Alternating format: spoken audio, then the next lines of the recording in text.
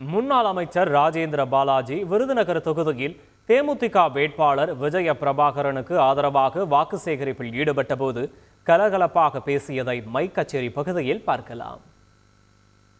தாய்மார்களே, பெரியோர்களே, சகோதரர்களே, எங்களை வரவேற்று மாலை அணிவதற்காக மாலைன்னு பார்த்தா அது பெரிய யானை மாதிரி இருக்கு. இவ்வளவு மாலையை போடுன்னா அவன் தம்பி சமக்கணும். அவருக்கு இவ்வளவு பெரிய மாலை எங்க கட்டினாங்க? மதுரையில் கட்டினாலும் தெரியல. லோக்கல்ல இவ்வளவு பெரிய மாலை கட்டுறாங்க. வீட்டு கமல்குமார் வேலை பெரியசாமி வேலையா? நாடாளுமன்றத்தை சேர்ந்தவர் சிவகாசியுடைய பகுதி பிரச்சனையை பேச வேண்டும், சிவகாசியுடைய தொகுதி பிரச்சனையை பேச வேண்டும், விருதுநகர் பார்லிமெண்ட் பிரச்சனையை பேச வேண்டும். அதை விட்டு போட்டு டெல்லியில போய் பக்கடா சாப்பிட்டு, டெல்லியில போய் கேண்டீன்ல காபி சாப்பிட்டு, கையெழுத்து போட்டு பேட்டா வாங்கிட்டு சம்பளத்தை வாங்கிட்டு வரக்கூடாது.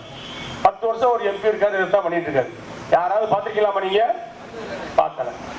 அவர் ஓட்டு கேட்டு வரமாட்டாரு, நன்றி சொல்லி வரமாட்டாரு. தம்பி இங்கதான் வீடு பார்த்துருக்கோம், நாங்க தான் பார்த்துக்கிட்டு இருக்கோம். 6 தொகுதியிலேயே ஆபீஸ் போட போறோம்.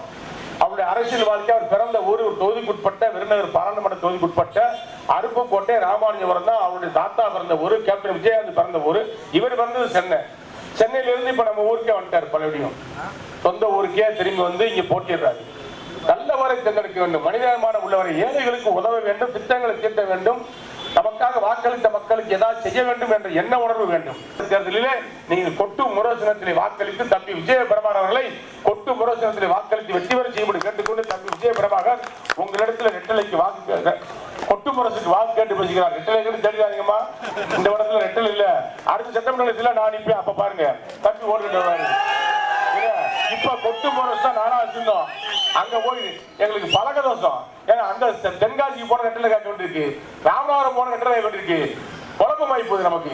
அதனால இங்க தெளிவா தான் வாரேன், ஒன்னும் பிரச்சனை கிடையாது. செய்திகளை உடனுக்குடன் தெரிந்து கொள்ள உடனே சப்ஸ்கிரைப் பண்ணுங்க.